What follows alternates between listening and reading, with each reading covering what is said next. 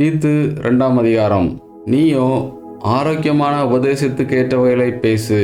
முதிர் வயதுள்ள புருஷர் ஜாக்கிரதையுள்ளவர்களும் நல்லொழுக்கமுள்ளவர்களும் தெளிந்த புத்தியுள்ளவர்களும் விசுவாசத்திலும் அன்பிலும் பொறுமையிலும் ஆரோக்கியமுள்ளவர்களுமாயிருக்கும்படி புத்தி சொல்லு.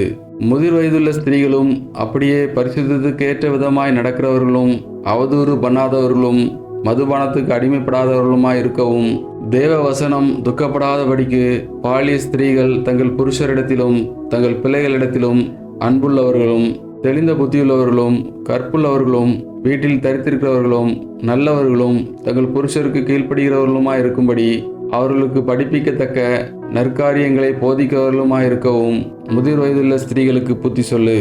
அப்படியே பாலிய புருஷரும் தெரிந்த புத்தியுள்ளவர்களாயிருக்கவும் நீ புத்தி சொல்லி, நீயே எல்லாவற்றிலும் உன்னை நற்கிரியைகளுக்கு மாதிரியாக காண்பித்து, எதிரியானவன் உங்களை குறித்து பொல்லாங்கு சொல்லுகிறதற்கு ஒன்றுமில்லாமல் வெட்கப்படத்தக்கதாக உபதேசத்திலே உயர்ப்பமில்லாதவனும் நல்லொழுக்கமுள்ளவனும் குற்றம் பிடிக்கப்படாத ஆரோக்கியமான வசனத்தை பேசுகிறவனுமாயிருப்பாயாக.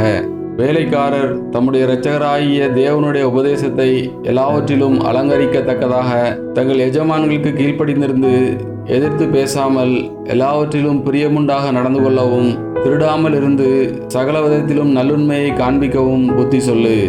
ஏனெனில் எல்லா மனுஷருக்கும் இரட்சிப்பை அளிக்கத்தக்க தேவ கிருபையானது பிரசன்னமாகி, நாம் அவபக்தியையும் லௌகிக இச்சைகளையும் வெறுத்து தெளிந்த புத்தியும் நீதியும் தேவ பக்தியும் உள்ளவர்களாய் இவ்வுலகத்திலே ஜீவனம் பண்ணி, நாம் நம்பியிருக்கிற ஆனந்த பாக்கியத்துக்கும் மகாதேவனும் நமது இரட்சகருமாகிய இயேசு கிறிஸ்துவனுடைய மகிமையின் பிரசன்னமாகுதலுக்கும் எதிர்பார்த்து கொண்டிருக்கும்படி நமக்கு போதிக்கிறது.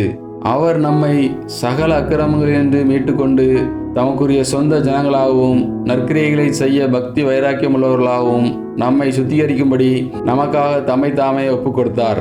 இவைகளை நீ பேசி போதித்து சகல அதிகாரத்தோடும் கடிந்துகொள். ஒருவனும் உன்னை அசட்டை பண்ண இடங்கூடாது இருப்பாயாக.